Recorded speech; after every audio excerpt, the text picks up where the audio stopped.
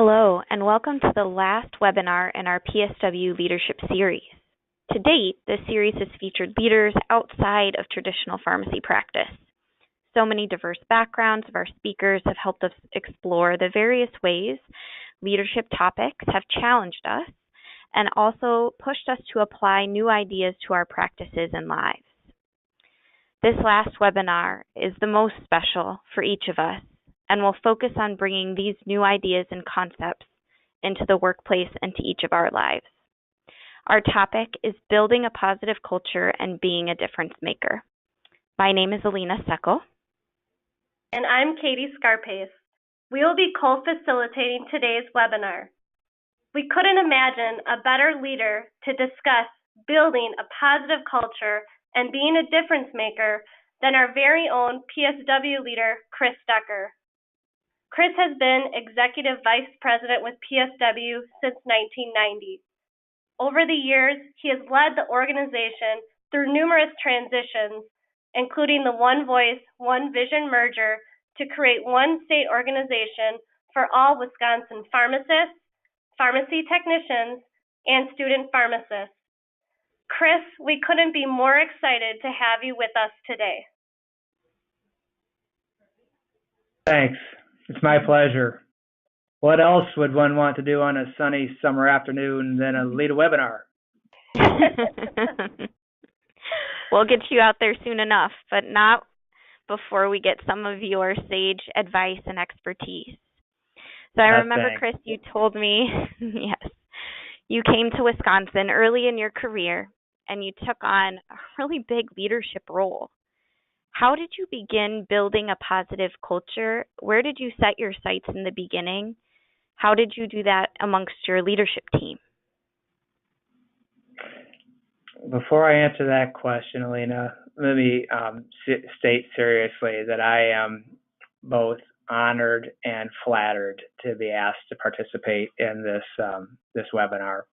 And I want to compliment the two of you on your roles in developing and leading the webinar series. It's a really neat program, and your work and Erica Martin here in the office working with you, and Sarah Storm, all of you together is to be complimented, acknowledged. It's first-rate work. So thank you. So back to your question. Do you want me to start there? That'd be great. Maybe could you pose it again? Yeah, of course. So you have told me and others about early in your career when you stepped in and took on really quite a large leadership role. How did you begin setting a positive culture on your team? Okay, that's easy to answer. Our team was pretty small back then. It was 1990 when I started working for the association. Times were different. It was myself starting as the executive director of the Wisconsin Pharmacists Association then, and a part-time assistant that the association had, that I had to work with. So our team, in terms of the office team, was pretty small. It was me and Martine Dendos. And then, of course, the board of directors of the association and volunteer leaders. At the time, the association had an image. We were small and had an image of sort of an old boys club. Perhaps hiring a 26-year-old kid, me, was one way to undo a little bit of that old boys club. But another purposeful effort that we took on to address image and culture. After all, perception is reality.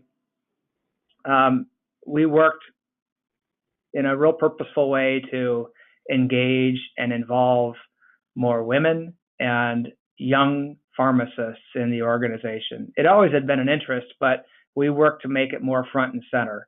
And we were fortunate in having persons that were asked to step forward and agreed to serve and did so in an extremely gracious and successful manner, and it helped the organization move forward and gain more participants as we did so.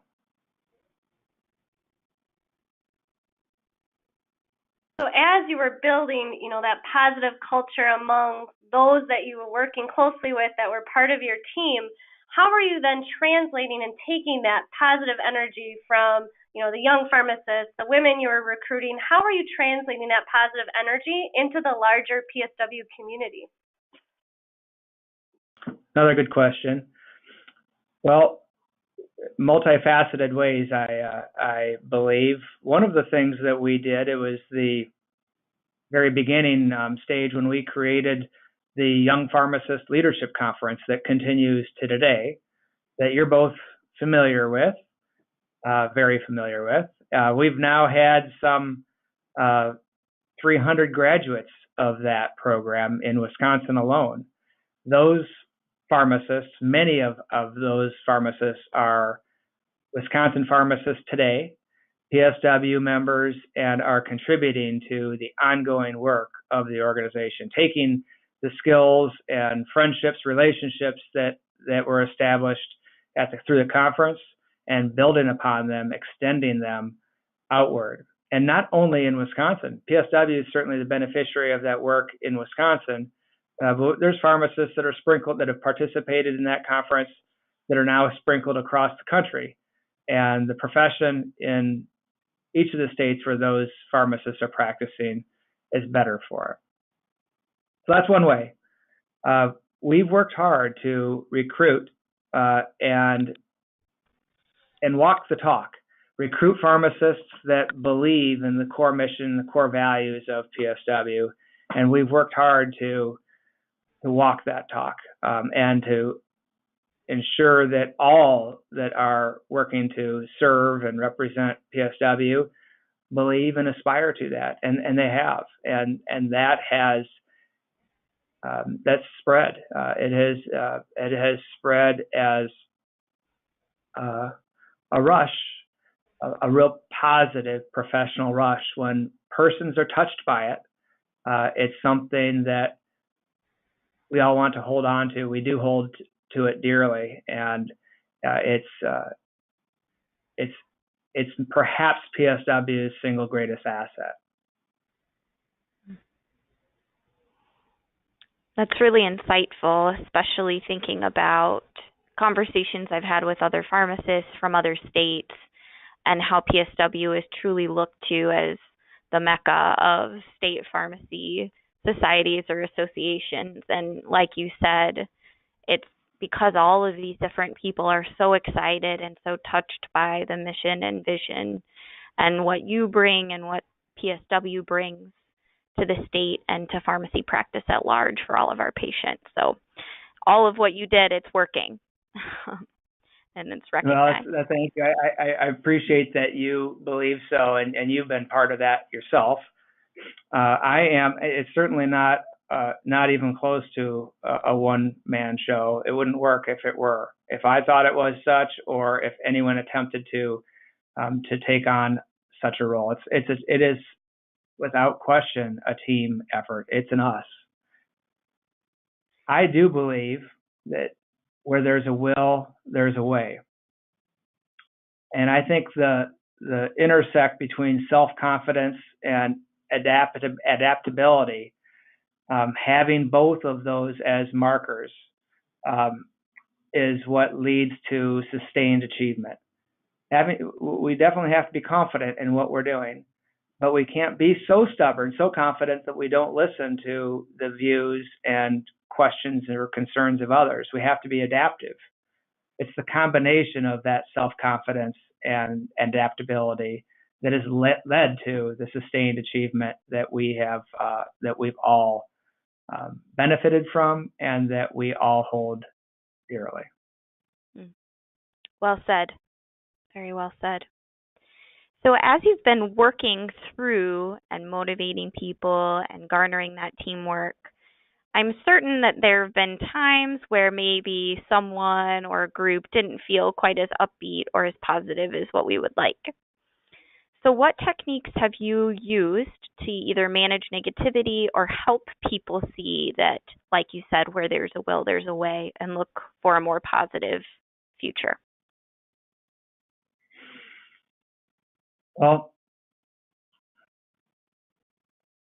having open communication, knowing how to, and in fact, attempting to communicate with persons that have question or doubt, or if you said negative, if we might perceive it as negativity, to be able to address that, to address those questions and address those concerns is paramount. Have a method to communicate, and to one needs to be aware of what those questions, concerns, and negativity are, in order to be able to address them. At some point, if it's truly negative, it needs to be removed. It needs to be addressed, and it needs to be removed if it can't be improved. Otherwise, what we've worked to do is to be authentic, to share, and to ask others and enable others to help. We've learned that that's the way to propel an organization forward, to ask and to enable. People want to contribute if they're asked and afforded the opportunity. And we've found that to be true. Being generous and striving for others to be able to experience that positive generosity and be able to share it with others is a business technique. It sounds like it is a soft skill, but there's no doubt that it transforms and translates into business success, and it's a business acumen. As much as a personal skill, it translates into both personal relationships, professional relationships, and business strategies. Don't ever estimate the power of goodness. We all know the power of a smile, the power of a genuine hug. It alone makes a difference. It brightens our day. We all have the ability to do that for others. Mm-hmm. And when we do, it's something of a beacon that it draws people to it. That people want to be part of. People want to surround themselves. Really, whether they realize it or not, we all want to surround ourselves with people that are positive people. So to the extent that we can be that leading source, it can help bring others to it if they otherwise might have difficulty on their own. And Chris, listening to you speak about that brings me back to my first experiences really with PSW, and I was working as a student with the PSW board, and at the time you were undergoing a rebranding process, and I remember seeing that open communication among the board members and seeing how you'd play off of each other's ideas. As a student was amazing, such a great learning experience to see.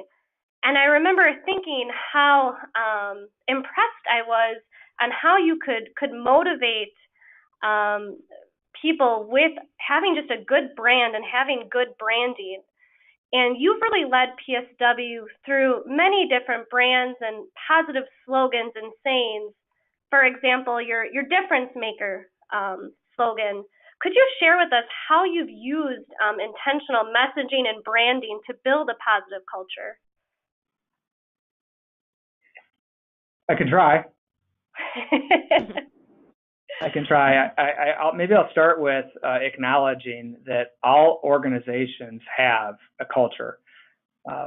They aren't all positive, but all organizations have a culture of some sort. Some are purposeful, others just happen, but an organization has a culture nonetheless. And organizational cultures tend to be created from a top down. The CEO, the leadership of the organization is what sets the tone and establishes the culture for the organization. At PSW, we talk about our corporate values, the organizational culture, and we strive to live those values. We describe them, and then we strive to live by them. I'll give you a few. A few of the corporate values that we've defined for PSW are collaboration, mutual respect, innovation, and execution. And I'll informally add that we strive to have fun and do good work. And frankly, we could probably make those formal core values too. They're so important to enjoy what we do and to make sure that what we're doing is in fact good work. So with that, what we also attempt to do with at PSW is when we have success, that we share the credit, and when there's failure, that we accept it, we explain it, and we move on to the next thing, not dwell on it. That's proven to be a good formula for PSW. You mentioned the difference maker slogan. I'll explain. As it relates to me, about 2 years ago, the two of you know, I was diagnosed with brain cancer. It was out of the blue, and had surgery. And coming out of surgery, I learned that I had a life expectancy. They said people that had the type of cancer I had about a 14-month median life expectancy. I was pretty shook by it, as anyone would be. And it just happened that PSW had our educational conference the week that I had surgery, or the week after I had just had surgery, and I was scheduled to speak at the conference, so I did. And I said then, as I was trying to sort of work my way through this diagnosis, what had just happened, it was somewhat surreal. And I happened to say, wasn't planned, but it just occurred to me that what I wanted to do, whether I had days, months, or years in front of me, was I wanted to make a difference.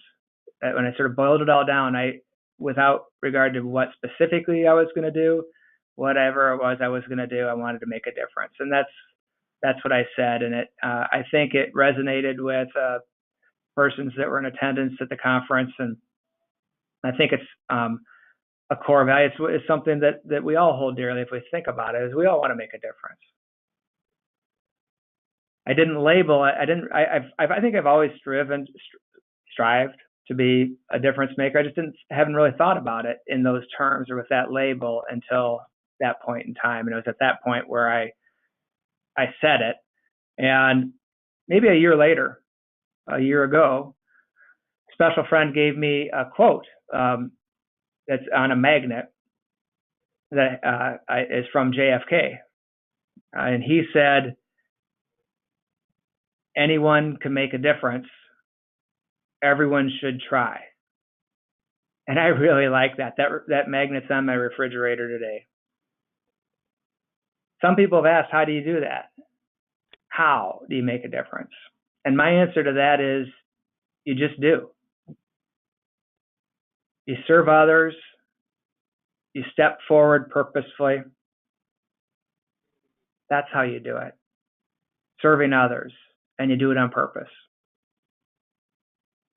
This idea of power, the power of positivity, being positive, being good, being generous, being kind, make a difference, serving. Martin Luther King said, "Everyone can lead because everyone can serve."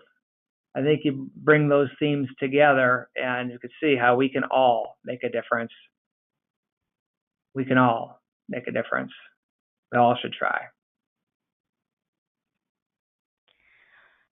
What's striking to me about the way you describe values for PSW and the way that you go about making a difference and inspiring others to make a difference, these are like good human to human connection skills. It's interesting to hear you frame it in the context of business acumen as well. But you're right, we're all human beings, whether in the context of personal lives or in professional organizations or in business lives, and keeping that humanity throughout all of what we do connects us. And you've certainly already overcome all sorts of odds and have been an incredible difference maker. So I would say mission accomplished. Thanks. It's just a step on a long road, but thank you. Right. So a lot of our participants, folks that are listening to your amazing message today, may have differing practice sites, differing official titles, leadership, maybe not official leadership, but are still, of course, leaders on their teams. What advice would you give to each of them, especially if they're on a team that maybe needs a positive culture change? Maybe things aren't quite as good as where we would like them to be. Well, I'd go to and reinforce the message that I just shared about working to establish such a culture purposefully, recognizing it's a top-down phenomenon. So if one isn't at the top of an organization, working to engage the leadership in the consideration of that, and identifying if there's some areas that could be strengthened culturally, how that might be done, and steps that could be taken to do that. Mm-hmm. One thing I've really admired about the way that PSW functions in that regard is, like you said, everybody is genuine and authentic and honest. And if there is a concern or a question or a miscommunication, people just go directly and talk about it. So maybe even if someone's not in, like you mentioned, the position of setting the overall culture, perhaps through one-on-one conversations and influencing 1-2 people around them, they can then spread that further as well. And I see that happen in PSW every time I'm around PSW. Good. I'm glad to hear that, Elena. That's definitely important. An association is a big collection of people. At PSW, we have 4,000, and we work to 4,000 members. Are hopeful that share that same set of core values and spirit of advancement, practice advancement, and doing good work. We just had our Young Pharmacist Leadership Conference together with the Iowa Pharmacy Association last week. And at that, I talked a little bit about some of these things. I talked about the power of goodness, the power of positivity, and I added a third one that we've learned to be true in the association world, and that's the power of drink tickets. So doesn't hurt. Exactly. Don't underestimate the goodwill and value that can be established by just taking someone under your wing, buying them a drink, sharing a cup of coffee. That's the way relationships get started. The friendships get established, and it's those relationships and friendships that provide a foundation for goodwill and good work to emerge.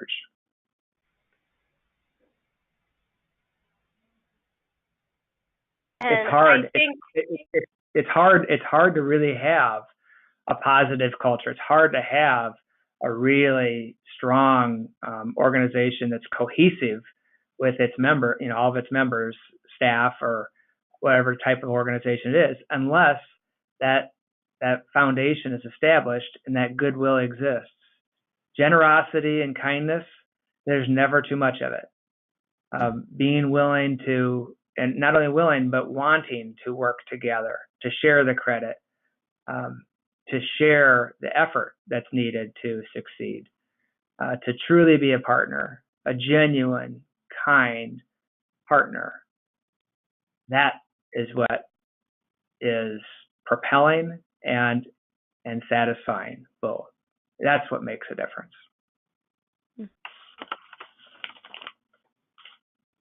And listening to how to establish the goodwill and having relationship and friendships kind of is leading into the other question we wanted to ask you was, what types of tips do you have for leaders to support their individuals on a team to help them be that difference maker? What things can that leader do so the individuals on their team are able to step up and to serve as that difference maker?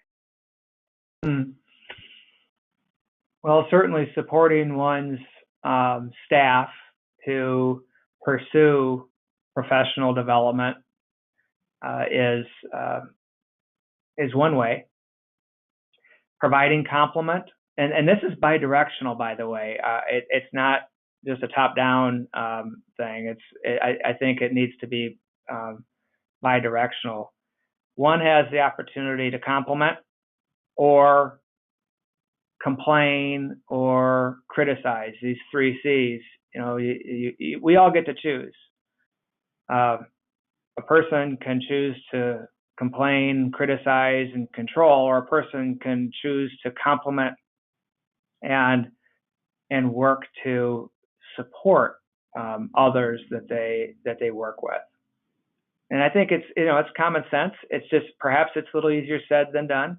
But I think if we all strive to focus on that opportunity to compliment and really work to disassociate ourselves from complaining. We can't control everything. We can't control what happens to us. We can influence it. We can control how we respond to what happens. And that's important, being thoughtful about how we respond to challenging circumstances. We all get to determine our attitude and our effort. Those are things that we can control. We can't control what happens to us, but we can control how we respond to it. We get to control our attitude. We get to control our effort. And if we can harness those and put them in the direction that really is a direction that propels the organization forward, that's when we got the best opportunity to succeed. Mm-hmm. I don't know how many times I can say well said in one webinar, but well said again. So, Chris, our time is dwindling down, and we know that we've taken you away from a very busy schedule. We want to be conscientious of that.